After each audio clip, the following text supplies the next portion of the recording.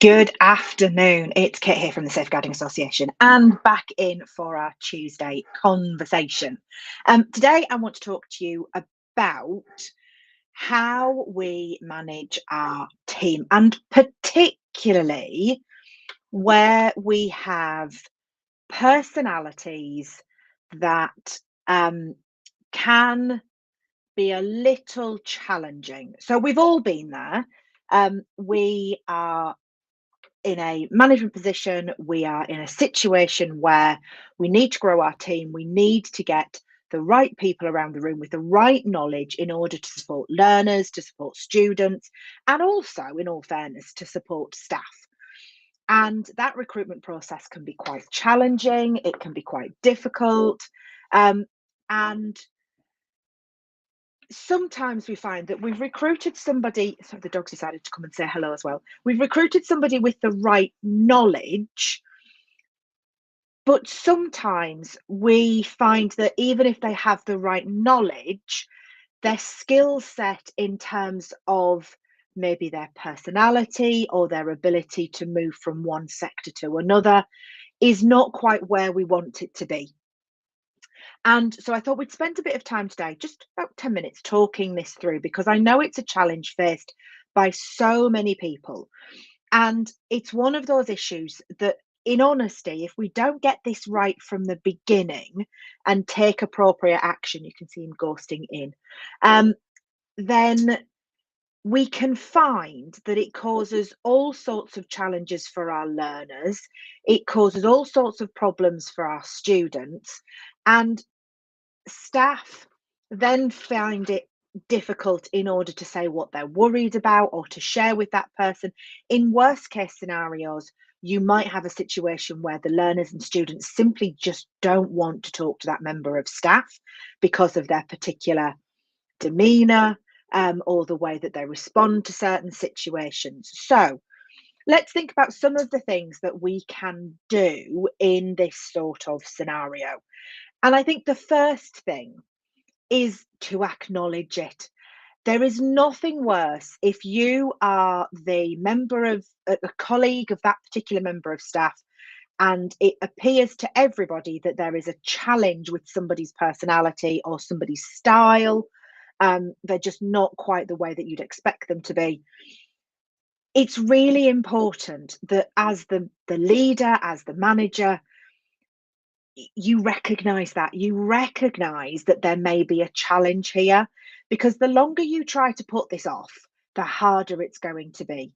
And recognizing it is one of the biggest and hardest steps you can take, because what that means is you have to accept that there is probably further work that needs to be done. There is probably additional support that's going to be needed to be put in place for that member of staff. And there may be some challenging conversations further down the line if that's the case. So that's the first thing. If you've got a member of staff that is presenting as a challenge, not because of their knowledge, but because of maybe their personality, their style, whatever it is, first of all, acknowledge it. Make sure that you, as the manager, are acknowledging it. Secondly, have a conversation with yourself about what is in your toolkit to help you help this member of staff. They were clearly good enough to come through the recruitment process.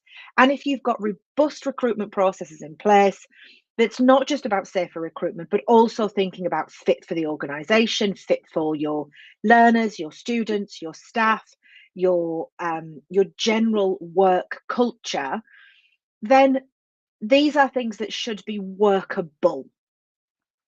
So think about, as a manager, what tools do you have in your toolkit that you can take a step forward with and look to use with this person? Now, when you're thinking about that, you've also got to think about, how is the person you're needing to have this conversation with going to react?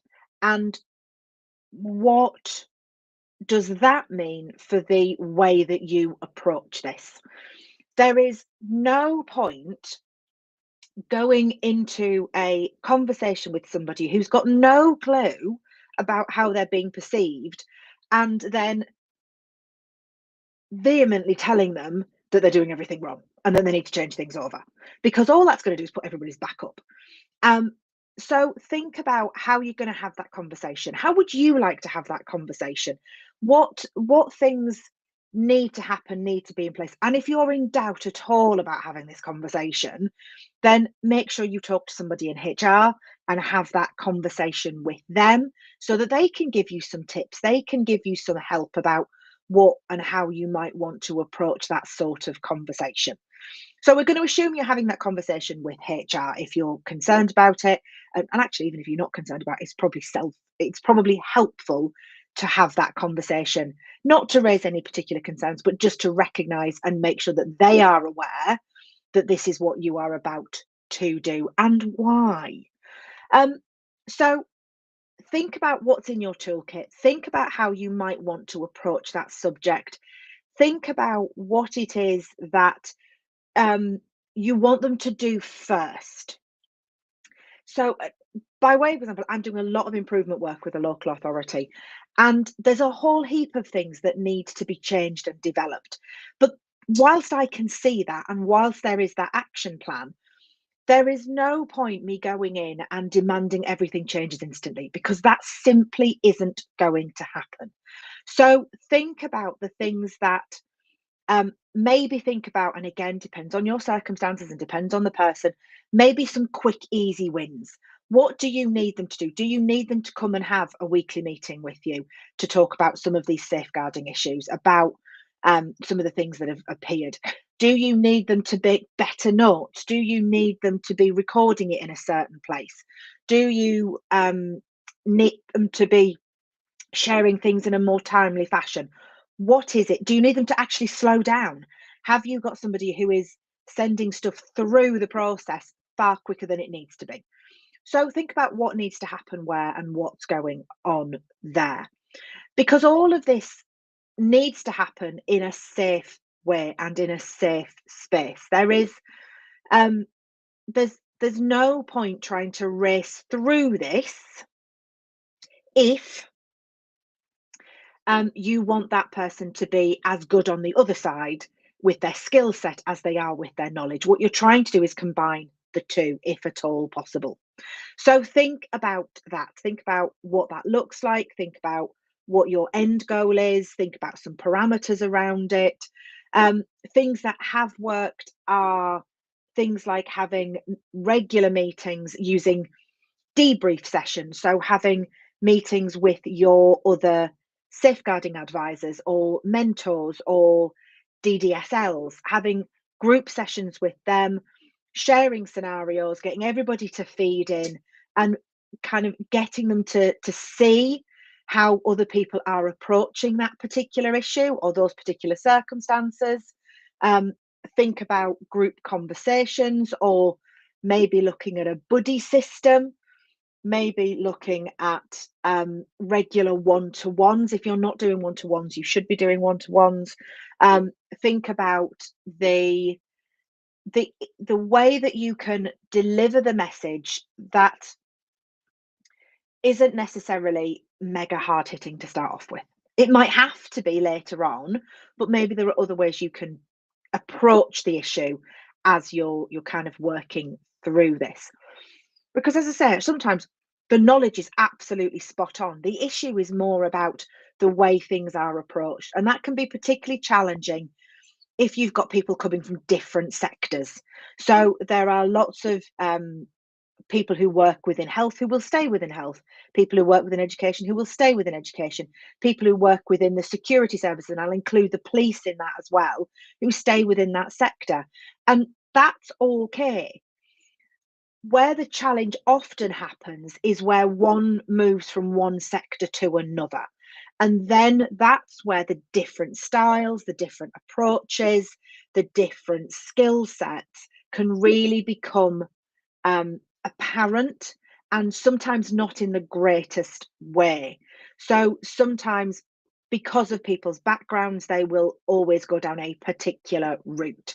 And I see this a lot in HE. I see this a lot where you have people who've come from a statutory education background who are very keen on every issue being made into a referral. Whereas actually within HE, there are very, very few occasions where you are ever going to be making a referral through to the local authority. And that can lead into some difficulties and tension. So maybe it's a bit of a better understanding of the sector that they are in. So think about, what is it that is happening with this person that is causing those additional challenges? What is it that's going on? And that might just need to be a quiet conversation with you. It might need to be something more.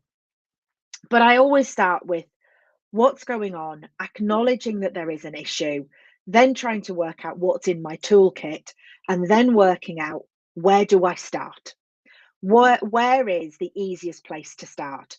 Because what we have to remember is that we're dealing with people, and sometimes the ABC doesn't work. Sometimes you've got to look at the toolkit that you have, and maybe, whereas if you've done this previously, you did an ABC, maybe this time you need to go CAB. Maybe you need to start a bit further down and pick other things out that could help people. So all of those things sit there as an opportunity for us to learn as leaders, for our staff to learn and acknowledge that we are doing something about the situation, and for the other person to not feel like they've been vilified or bullied, but to be taken kind of under the wing, brought with us on this particular route, and help to understand what is expected within your particular culture and organisation. Now, you can do all of that, and sometimes that is absolutely fine. And sometimes that is all sorted within a matter of months, and you've got an incredible member of staff around you who you can work with, who is incredible with your learners and absolutely gets it. Other times that doesn't work, and you then have to escalate that situation. That's where you need to be talking to HR. That's why you need that HR conversation at the beginning. And that's why all the way through you need to be having really clear records of the conversations that you are having. Be really clear around some of the issues that have been raised with you and some of the concerns that have happened, particularly if they're coming from learners. Um, there are multiple paths that may happen, but if you're moving into that sphere, you absolutely have to talk to HR, and you may well need to get employment advice around that particular set of circumstances. So there will be a toolkit. You will have a toolkit within you that you are able to use, but make sure that you're doing it safely. I think sometimes we get very keen as leaders to try and help, particularly within the safeguarding world. We get very keen to help, and sometimes we don't necessarily take the steps that we need to in order to protect ourselves, the organisation, and also that member of staff. So before you start on any of this, have that conversation with HR, who will be able to guide you and support you within that conversation, so that you've got a clear starting off point. But there are ways and means to deal with this. Like I say, some of the best ways that I've seen work have been regular debriefs, regular sharing of case studies, regular updates around practice, around what's happening, but lots of it within a group context, lots of it within a sharing of best practice, and making sure that everybody's voice is heard within that particular forum. So, good luck. If you are struggling with these sorts of issues, then that's what the Safeguarding Leaders Hub can help with. Everything safeguarding for over 18s, 16 to 24-year-olds.